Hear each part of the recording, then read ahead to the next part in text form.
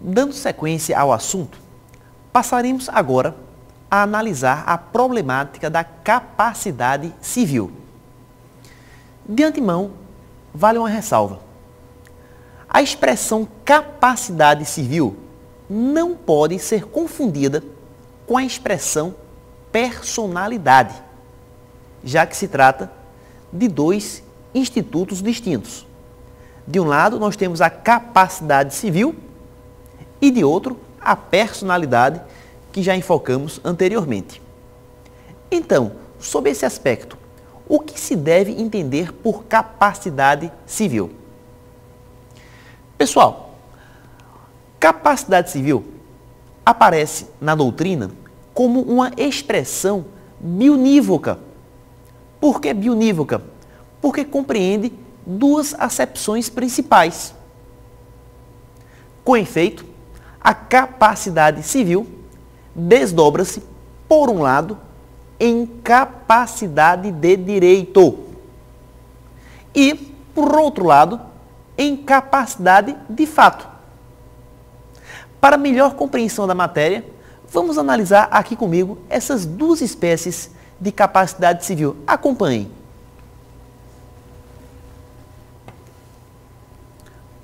Coloquemos aqui.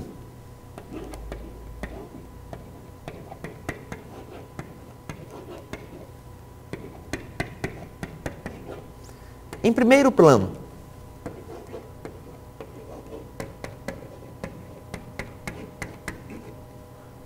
a capacidade civil de direito. E em segundo, a capacidade civil de fato.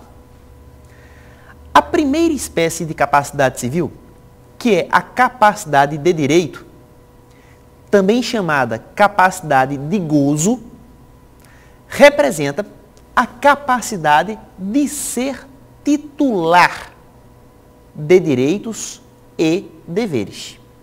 Então, a partir do momento em que se reconhece no ser humano a capacidade de ser titular de direitos e deveres, entende-se que o ser humano é dotado de capacidade de direito.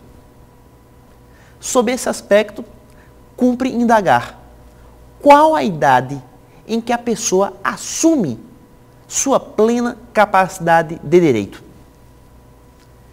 Pensem comigo, com quantos anos a pessoa adquire capacidade de direito plena? Pessoal, considerando-se que capacidade de direito é a capacidade de ser titular de direitos e deveres, então conclui-se que a capacidade de direito plena adquire-se com o nascimento com vida. Como assim, nascimento com vida? Claro. Já a partir do instante em que o ser humano nasce com vida, ele se torna titular de direitos e deveres na vida civil. Foi o que vimos ao abordarmos o tema da personalidade. Dissemos que toda pessoa é capaz de direitos e deveres na vida civil.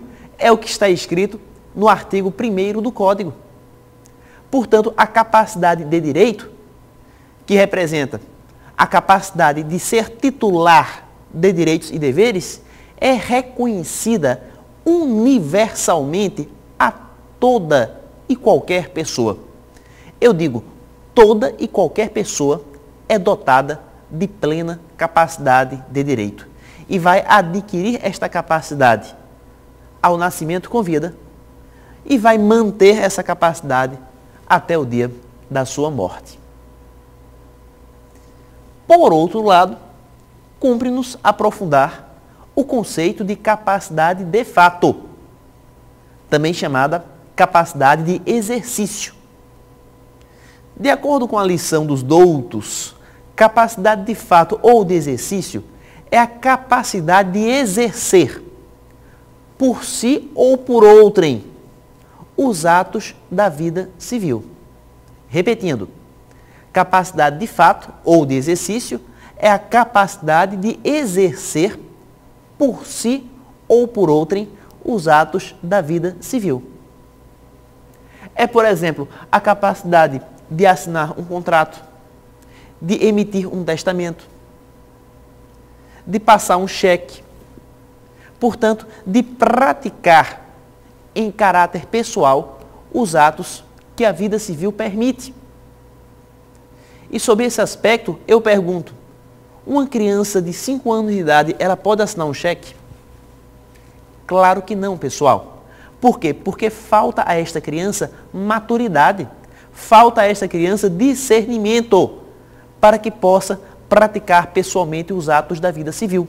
Daí concluir-se que a criança não tem capacidade de fato. Com efeito, nem todos são dotados da capacidade de fato. Somente aqueles que preencheram requisitos específicos de maturidade, de prudência, de discernimento, é que vão ser dotados desta espécie de capacidade. Conclusão: todos possuem capacidade de direito, mas nem todos são dotados de capacidade de fato. Capacidade de direito, enquanto capacidade de ser titular de direitos e deveres, todo mundo tem, sem exceção. Já a capacidade de fato, como capacidade de exercer por si ou por outrem os direitos e deveres, nem todo mundo possui. E para deixar essa conclusão bem assente, vamos marcar lá no esquema que nós propusemos. Acompanhe aqui comigo. Capacidade de direito, todos a possuem.